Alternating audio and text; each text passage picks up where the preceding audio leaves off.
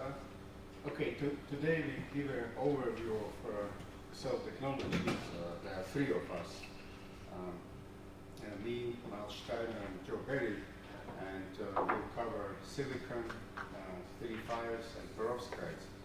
And we start with silicon, and to make these lectures unified, I will give a little bit of maybe more introductory, maybe 4 slides, or 5 slides initially, to kind of establish a common ground, and also to show what for the PV is the difference between direct and indirect gap semiconductor, what it actually means. So, and this is outline of my talk. So I'll talk about some fundamental boundaries to photovoltaic conversion efficiency and how direct and indirect gap semiconductors behave differently, and how we can actually get this super high performance, but actually for rather different reasons. And specifically case of silicon and gallium arsenide as a namesake, maybe nameplate direct and indirect semiconductors. And then I will talk about what is unique about silicon PV. And I will basically make a case that silicon PV has establishes dominating power in the PV industry because of abundance, knowledge base, and technology, and actually indirect gap, as strangely as it might seem. And then I will talk about how silicon PV is done as a technology. So from wafers, I will talk about this upcoming mainstream PV that was actually established very recently and is taking over the silicon PV industry, silicon P-per concept. And then how we think, or some of my colleagues also think, how silicon PV will evolve beyond this P-per technology into the future. And also in conjunction with this about science problems in silicon PV, these three whales, so to speak, bulk passivated contents and metallization seem to be maybe the dominant future directions to advance silicon PV. So, okay.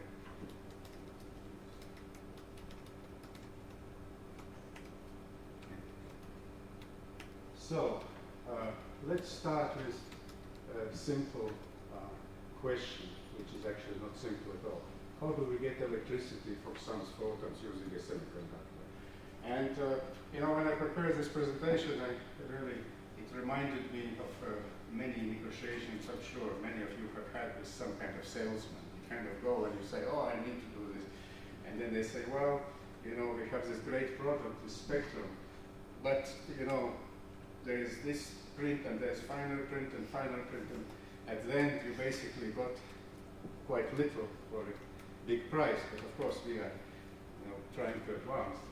so okay, I say, okay, here is the spectrum, I want to get energy in form of electricity out of it, so let's use a semiconductor. It has a forbidden gap, and so any photon that is above the gap will be absorbed, it will produce electron hole, there will be some relaxation process, and then I will get electron at the conduction band edge and hole at the valence band edge, and then I can use this energy in external circuit. I will send them out in external circuit, they perform work, and I have power J times V.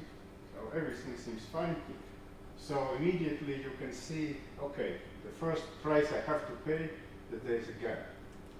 So here in this graph I plot actually the power density, integrated power density starting from high energy, integrated from here and up to say my gap, right? So you can see that very high is low, and then it's increasing, and when I integrate all photon energies and all photons, I get this 1 kilowatt per square meter or 100 milliwatts per square centimeter. That everybody knows about PV, that makes PV so efficient. Okay. So this is what I can get, the energy I can get. But because I'm using some gap, I'm losing some of the photons. For example, I use silicon. Here I have 1.1 eV gap. So immediately 19% photons, 19% energy is lost because they just go through and there is no way I can use them. Then there is another 33% that is lost. And how they are lost? They are lost by this thermalization. And the way it's done, so you can easily calculate it. So actually, this curve, this black curve, is a current.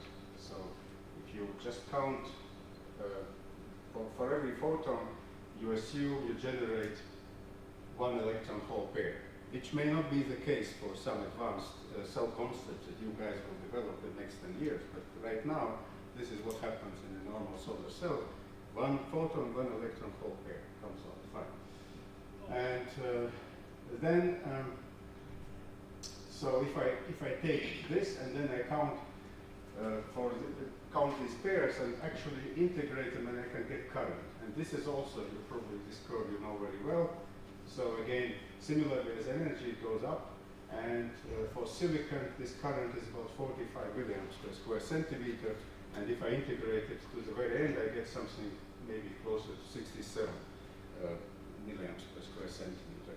And if I have smaller, wider gap semiconductor, for example, gallium arsenide, then I get less current, maybe closer to like 31, 32 milliamps. Okay, so now I have this concept. Okay, I have energy, some energy that I put in. Here is my current. I just take this current and multiply by the gap voltage. I kind of naively assume at first that I can get voltage that is equal to the gap. Just multiply, right? And this is the curve you get. This is when you multiply current by the gap, and you can see that when the gap becomes very small, even though the current is large, but because you're multiplying by such a small voltage, it's a curve at the maximum. So you can see how much I lose. I lose 19% by not absorbing, 33% by thermalizing, and that's only even, I just assume that I can get energy that is equal to the voltage of the gap. That's also not true, actually. But here we are.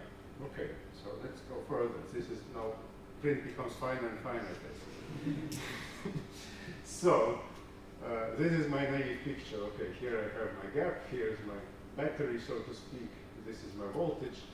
But actually, you can never get cell voltage that is equal to Eg.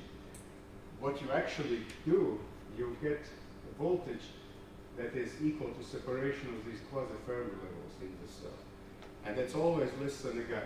And not only that, but it also depends on the illumination intensity. For one sun, it's 1. If you concentrate, you can get more voltage, but you only can approach the gap, but you can never reach it. So, and here is a formula. So voltage at open circuit is equal to this gap minus this, and you can see that there is a product of electrons and holes in this formula, which means that the more electrons and holes you have, the closer your voltage is to the gap. So in other words, if you want to make cell more and more efficient, the first thing you have to do is somehow increase that concentration of electrons and holes. Of course, that's easily done by, say, making cell defect-free and things like that. And you can also see from this picture, this is actually an interesting article here to read, that in the cell you can have this voltage, but actually your contacts will make it less perfect, and actual VOC that you will get out will be actually less than this implied VOC in the middle of the cell. So, and we can actually calculate how VOC depends on the gap if we have one sun. And this is done following formalism that was developed first by Schöpfler and Quasar, and I encourage you to read that article. Basically, I didn't write it here, but in the diode equation, the diode trifactor is assumed to be limited by some blackbody radiation absorption processes. And when you do that, this is like a fundamental limit you can get and see how close VOC is to the gap at one sun. It's not actually the gap. And as a rule of thumb, it's separated roughly by, say, 0.3, 0.4 volts from this line. So that's what we can get at one sun. If I concentrate it, and this Miles will talk about that in the future lecture, you can see that actually you can get better VOC, and the efficiency becomes higher. But at one sun, this is what you get. Okay. So in other words, here, VOC depends on EG, right? It depends on absorbed photon flux through this NP, and it depends also on lifetime photocarriers again through this NP. And if you have more carriers in the cell, you get higher voltage. That's no doubt about that. And if we have no defects in concentration, that will raise VOC. So now, okay, so I have already said, okay, fine. I never get the EG voltage, so at least can I now operate my cell? So now there is even finer print here. Actually not. It turns out that you have to still pay this tax for fill factor, essentially. And that reduces the cell efficiency even more. Basically, think about this. So voltage depends on carrier concentrations, right? So you build up carrier concentrations at the open circuit voltage. Everything that comes in eventually converted or prepares the recombine. Now I have my external circuit and start drain the carriers to the external circuit. So carrier density goes down, and so voltage goes down. So you cannot have operating cell at the same voltage as open circuit voltage. Simply not possible. And turns out that if you neglect any like resistance losses and so on, there's a fundamental limit again. And this fundamental limit,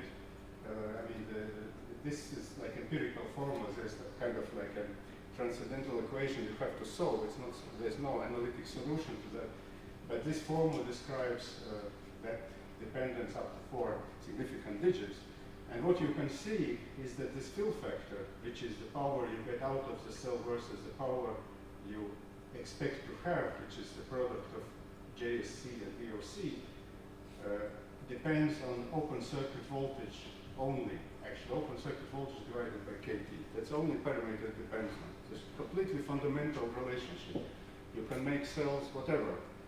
It will always be there, this relationship. And you can see the smaller the voltage, the more you lose. So for example, if you have higher bandgap cells, we are talking about fill factors close to 0.9. In silicon, it's maybe 0.85. And the lower the gap, the less and less it becomes. Okay, so now let's put everything together. So here is my electrical power that I expect, which is my gap times the current, and from there I lose into open circuit voltage. It's here. Then there's a fill factor, and multiplied by these two ratios, this is what I actually get. So my previous purple curve now converts to this green curve. So essentially, these are spectral losses. These are non-absorbed photons. These are thermalization to the gap. And this is these electrical things that happen. So in other words, chemical potential difference versus the gap energy difference and the fill factor. So those two things push my curve down. So this typical, this curve is maybe not precisely to the limit as the Shockley quasar calculated, but it's close, and you can see there's a maximum. And this is where the good solar cell materials live, like silicon, 3,5 perovskites, and so on. And we are talking about, say, about 33% theoretical efficiency. So, and this is what I encourage you to work on somehow to fix this problem. Because that's like really where the main gain is. I mean, we are working here, and specifically, we actually not even working here, because this is, as I said, this is really fundamental. This is only fundamental. In reality, we are down here. And we are basically now, in solar cell technologies, we are down here and working our way up to that green curve. That's what we are doing, really. All this is like outside our limits. But I encourage to actually examine those limits. So, so for example, if sun was a laser, I mean, disregarding the fact that we don't want that, because we would be dead. But if sun was a laser, this is what happens. And there's an interesting paper from Zach Coleman's group where they plotted so-called spectral efficiency. That's basically what it is. And you can see that if you come very close to the gap with a laser, then you get the cell efficiencies, which are, say, 60% for gallium indium phosphide, about 50+% for gallium arsenide. For silicon, it's also quite high, like definitely about like maybe 40% or something. Perovskite, maybe 40 or something percent. This is what you would have if you would have cells and with a monochromatic light very close to the gap. Of course, when the light is higher up the gap, then of course you lose this in thermalization, so the efficiency goes down. And similarly to this, you see how these losses depend on the band gap. And the lower the band gaps, the more the losses. And you can see that you kind of draw a line, you can see how this goes down. Because electric losses are different for different band gaps. Okay, so to conclude this, let's kind of come to the real world and look at the cases that are used for the actual TV. So you have, say, we compare gallium arsenide and silicon. What's different and what's common? Direct band gap has this band structure, as you all know, and this photon, we can easily excite electron-hole pair, so there is a very strong optical absorption. And as a reverse process, there's also very strong photoluminescence. In indirect gap, because you need phonons involved in absorption and luminescence, there's quite much weaker, about 10 times weaker optical absorption, and also very much weaker photoluminescence, like 4 orders of magnitude weaker than in direct gap. And because there is this strong photoluminescence, the dominant recombination is 3/5 of the radiated recombination. That is if you somehow get rid of all defects. You will still have, this is fundamental. In silicon, since you have forbidden photoluminescence, that's not a problem, but you have Auger recombination. And for practicals, now we have to come into the practical side. You can see this is absorption depth for gallium arsenide and silicon. Absorption depth is just inverse absorption coefficient. So for gallium arsenide, you can see that with 1 micron layer, you can capture all the above band gap photons. You don't need anything thicker than that, really. For silicon, here you see that it kind of continues to rise, and to capture all photons that are even like close to the gap, it's best to have a thicker wafer, like 180 microns. That's what industry uses, right? And here is a little bit elaboration of this. So this is lifetime due to fundamental processes. Fundamental process being Auger recombination and radiated recombination. For silicon, radiated recombination is very weak, therefore the lifetime associated with that is very long. This is Auger lifetime. It has this square dependence on doping concentration. And for silicon, it's well studied and well known. So this is actually, this black curve is close to the truth. For Auger, I looked at some literature values, it's a little bit scattered and over a little bit wider range, so I cannot find it. But approximately it's on the order of 10 to 30, which is very close to silicon. So actually, Auger recombination, gallium arsenide, is also not far from silicon. So about the same. But radiated recombination is much, much stronger. So the lifetimes talking about are, tens of nanoseconds, hundreds of nanoseconds, maybe at low doping concentration. So very strong. And therefore, fundamentally, 3/5 are, whatever happens, the efficiency limits are limited by these radiated processes. And Miles will talk about photon recycling that actually allows us not to lose all those photons. I mean, we think, okay, recombination happened, it's lost, but it's not. If you capture that photon, you can recycle it again. For Auger, it's not the case. So for 3/5 and the silicon limited by Auger, and we do some simple calculation. I won't get into the details, but basically, if you equate the generation rate to get this NP product, I remind you, that is what determines the VOC. Then for luminescent process, very easy to do because this is just luminescence radiator reclamation goes as this B times NT.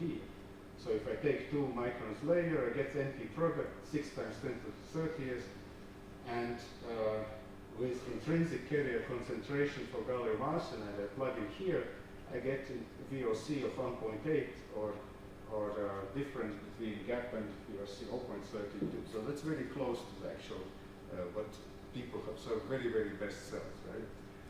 For silicon, it's different. Now I have to use Auger recombination to set the limit. How do I do that? So I use high injection limit, which will always be the case in a good silicon cell. So basically, I write the same thing, but now it's a Auger recombination, and I take 200 microns wafer, and I again calculate NP product. I get delta N from here, then get it squared. So actually, NP product is higher than this, quite much higher. So one would assume we get higher voltage from silicon than from gallium arsenide. But it's not the case because the gap of gallium arsenide is wider. So intrinsic carrier concentration is much, much lower, 4 orders of magnitude lower than the silicon. So when I plug them in the formula, actually I got kind of similar difference between gap and the 0.35 electron volts and IVOC. This is like, nobody has reached it yet, but it seems very like something that actually can be done for silicon, or 770 millivolts. So you can see how these two types of materials play completely differently by fundamental processes, one being radiated, one being Auger. We set VOC, and that's what are these limits for technology of the cell. And here now let's talk about silicon PV. So what's unique about silicon in photovoltaics? So I already said that silicon is weakly absorbing, limited by Auger. Being weakly absorbing has advantage. We can use wafers instead of thin layers. And turns out that actually that paradoxically has turned a huge advantage for silicon PV. In fact, that's what makes silicon PV to tick so far, at least. These thick wafers, about 0.2 millimeters, are easy to process. And technology base already developed IC industry. Another advantage of wafers, you can access both sides. You can print metal on them, you can handle them. And last but not least, these wafers allow huge throughput because you can process them as a batches. You can put wafers in diffusion furnace, thousands of them, and process for, let's say, 2 hours. And the effective throughput is huge, basically. And that makes silicon so cheap. And so as to efficiency, this is theoretical efficiency calculated using this Auger limit, 29.4%, which is here. This is where we are now. It's connected to the recent record of 26.7% cells, so actually pretty close. This is where gallium arsenide is today. This Alta device is 28.8% cell, very good cell. And these curves actually, I will not discuss them, Miles will discuss them, but this is what photon recycling would allow us to do, to capture those seemingly lost photons that are emitted as a result of recombination and recycling them, and kind of, it's like electron hole pair photon, like this, basically, right? And then if you do that with a very high photoluminescence yield, you can actually increase that theoretical efficiency. In silicon, it's not possible. Silicon has Auger. No, it doesn't have any photon recycling. It doesn't have any photons to recycle. So this is where silicon is. Dominates the PV technology market at 95% of terrestrial PV. These are module price curves versus cumulative production. For crystal silicon, at the end of 2016, was produced 312 gigawatts peak. I think current number is somewhere a little bit above 400 gigawatts peak. And price is going down with technology advancements and production yield, and currently the module price is below, in some cases below 30 cents per watt. This is how technology-wise this looks like. It comes, crystalline silicon comes monosilicon and multicrystalline silicon. Multicrystalline silicon, despite being less efficient, actually dominates the market, and monocrystalline silicon constitutes maybe a third or even less of that. And then there are thin films, which is basically cadmium telluride, and N-type has some share, but little. So N-type maybe think SunPower and LG, and also Panasonic. So these are super high efficiency cells, more higher efficient than P-type, but they are more expensive, therefore they sort of occupy more like a niche. So this is how silicon is made. So you start with polysilicon, which is actually produced from very clean sand and with some production processes and purification, conversion to silane gas, and so on. Then this very pure polysilicon is grown into ingots. This is the ingot for multicrystalline silicon. Basically, it's a box, quartz box, where silicon is molten and then it's frozen, and then the box is broken apart, breaks apart, and so on. And anyways, or it can be a bowl like this, and then you make wafers, and wafers are then processed in solar cells, mainly using batch processes, but some processes are inline. For example, chemical processes require access only to one side with chemicals, or usually inline. So we have very high throughput, like automated chemical tool, which you can see some laboratory version example of in our lab here at Denver, in our clean room. And then they're made into modules, and current efficiencies are like, so SunPower record modules are 24.1% efficient, Panasonic hit cell modules are 21.6%. Cells are quite efficient actually. The mainstream P-type, we are talking about modules actually approaching 20% now. This is how silicon is grown, and this float-zone process is a very nice, very clean process, and results in very little oxygen in silicon. Unfortunately, it's too expensive, over 10 times more expensive than these other ones. So it's not used in industry. Industry uses Czochralski process for monocrystalline silicon, essentially pulling this seeded this boule out of the silicon melt. And multicrystalline silicon, it's essentially crucible, which is essentially a quartz box where silicon is molten. Yes? Do you guys do all these processes here at Enron, or do you just buy your ingots and whatnot from a producer? Yeah, we don't. We do have a crystal CZ puller, actually, but it's not used.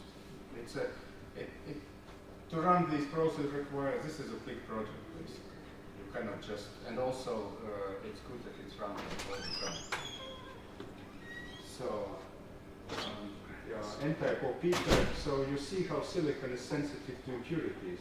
It turns out that P-type, which is like mainstream, it's actually quite sensitive to impurities. Even tiny amounts, say 10 to 11 per cubic centimeter, can actually severely degrade cell efficiency. So that's why these industrial processes are typically somewhere in the clean room type environments, even for industry. N-type is less sensitive to impurity, especially to iron, but N-type is a little bit harder to grow, and for reasons maybe I'll discuss with the silicon team later, is actually there are other reasons why P-type has some unique property, one of which is that you can form back surface field by just depositing aluminum and then using liquid phase epitaxy, which is not a feature of N-type, unfortunately. So that's why it's less used. And basically, these are steps that are done to produce cells, but essentially dopant diffusions are like a key, and then cleaning and solder injection texture.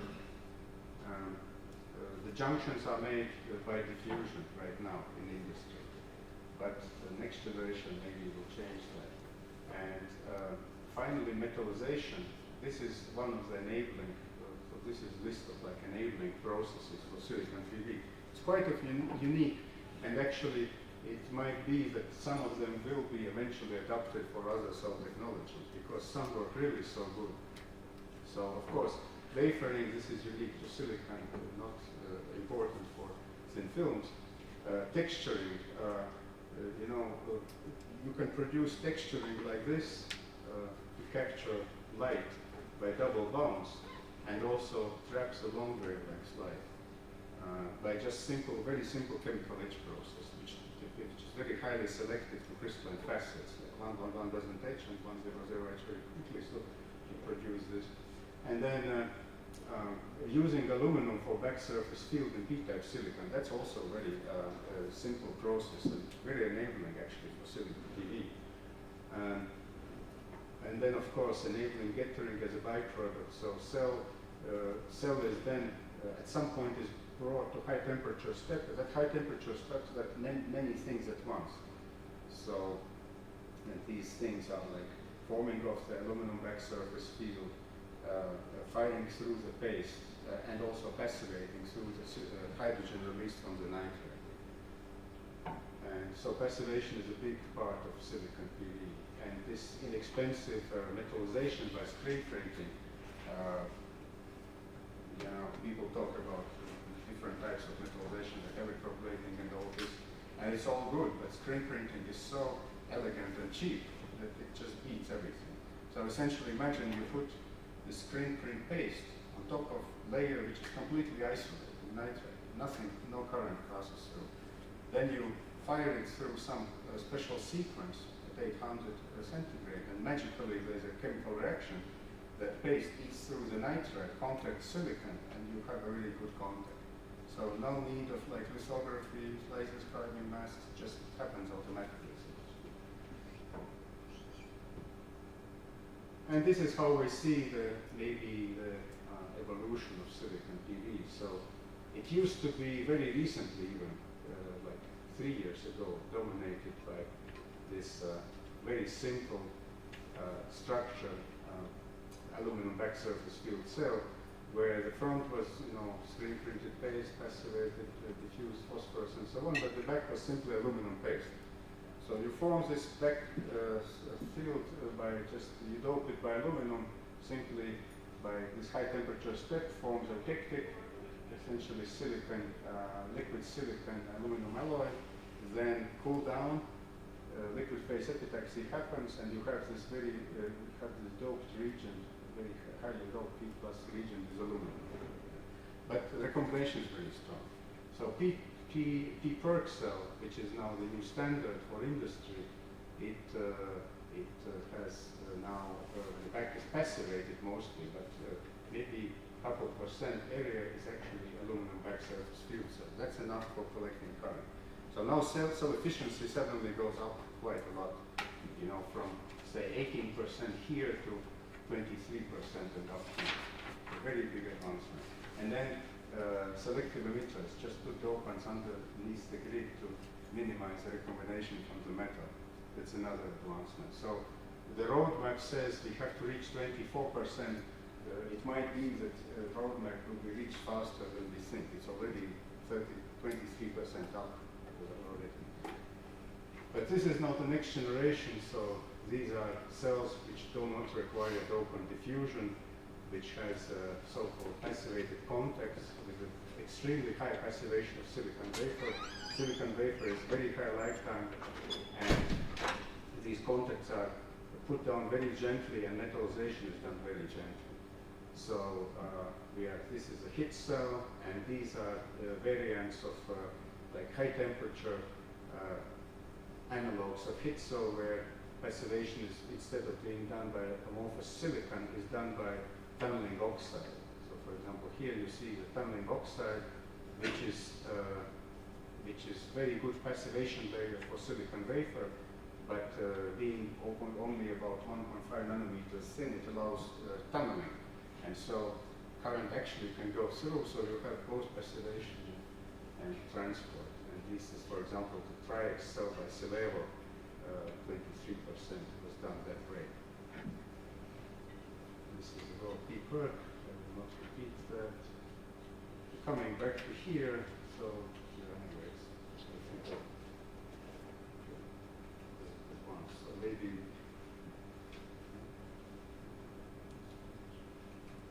okay. Okay, my computer froze. Oh, now it goes. Yeah, anyway, so these are the examples of passivated context, and I don't know, for some reason it died. Anyway, that probably means I should finish. From this, basically I had about maybe three slides that showed interesting scientific directions, and those scientific directions are related to the passivated energy selective context, new materials for these passivated contexts. That we believe is a very interesting future field. And then a future field which I discussed with some of you during lunch about how to mitigate defects in the bulk. I mean, when the cell becomes so efficient, like about 23%, everything matters, and bulk becomes very, very important. And one would think that bulk silicon is dull, and there's just the diamond lattice and all this. But because it contains different impurities, which still matter, especially oxygen, you can have, for example, oxygen precipitation in N-type, and that limits cell efficiency, say, from 25% you go down to, say, 22%. It's a big deal. And another example is boron-oxygen complex in the p-type season material that limits p-perk long-term stability. And again, how that boron-oxygen complex reacts with hydrogen or maybe different types of oxygen dimers that makes this actually stable in long term. That's a field of intense study. Then in multicrystalline silicon, there is another degradation mode in bulk, which happens at elevated temperatures, and that still is unknown actually what causes it. Most likely some specific impurity is still being debated. So those are the directions. Also, of course, we are working on tandems. That's very interesting. We can make tandems which are very efficient. Adele is leading that project. The record tandems with 3 5s, and also we hope at some point also for silicon. So I will end here, and if you have some couple of questions, I can maybe answer.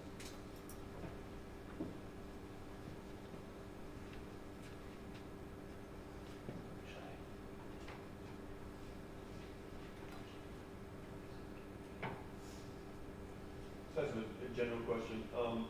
One of the good things about silicon solar cells is that they're relatively cheap to make, but if we're going to get into that regime of more complicated structures, as you add more and more structuring and more layers onto these processes, doesn't make the overall solar cells more and more expensive to make, and then it kind of negates the advances that you make in efficiency with the cost of manufacturing, and it's just a... So we stipulated that they're low cost because they're cheap to make? I guess, yeah. Low cost is because they cost little. Yeah, I mean, you can buy them cheaply. That's I didn't see all of Paul's presentation, but he did indicate that basically at parts per million and lower levels of contamination, that there were impacts to lifetime, right? Which ultimately led to impacts in performance. But ultimately, the price to buy a silicon solar cell is low. Okay, let me try to answer your question. So basically what you are saying is right. But oftentimes technology doesn't work the way we think as a physicist, actually, oftentimes. It is, for example, not at all clear why silicon, being so sensitive to impurities and indirect and so on, is actually so cheap. And really, you can buy panels which are cheap. Possibly you can make panels cheaper with something, but silicon panels are already very cheap. And if you look at, if you talk with some of the industries, they care about things that we think are completely irrelevant. Like, for example, I mean, silver content in the paste, or lead-free paste, things like that, right? So all these things are actually very important. Similarly, like if you add complexity, if you make tandem, right? It actually will add cost quite a lot, but depending how you make it, how you make this tandem, it might be. We have debated it a lot, actually. It seems that maybe making tandem within one technology, for example, if you can make just perovskite tandem, right? Not put in anything else, just make perovskite tandem. That appears perhaps to be a better way than to make tandem coupled with something else, because you are putting two technologies together which are very different, and that can cause a problem. However, there might be some unexpected benefits. You never know. But why I encourage in the beginning of this lecture to work about these lost photons, it might be that there exists a way, you know, without making complicated structures, just by kind of maybe some nanostructured material or something, self-organized quantum dots or some kind of cascade, something that actually allows to utilize that thermalization energy. So it's wide open. I mean, 50% of the light is lost. That's my challenge to you.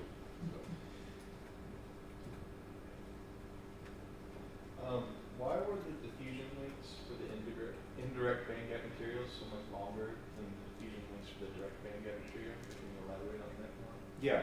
So I showed the graph that showed the lifetimes, right? So because silicon cannot emit photons, there is no radiative recombination. The diffusion lengths are limited by, there is only Auger recombination fundamentally limits. And this is why the diffusion lengths in silicon can be so long. I mean, in silicon, it's not uncommon to have millimeter long diffusion lengths. This is absolutely, you cannot get them in direct, there's no way, because you will have radiative recombination essentially. Therefore, inevitably, if you go direct gap, you have to use thin layers. If you go with silicon, in principle, you can use both thin or thick layers, but because there's advantages in using thick wafers, why not use them?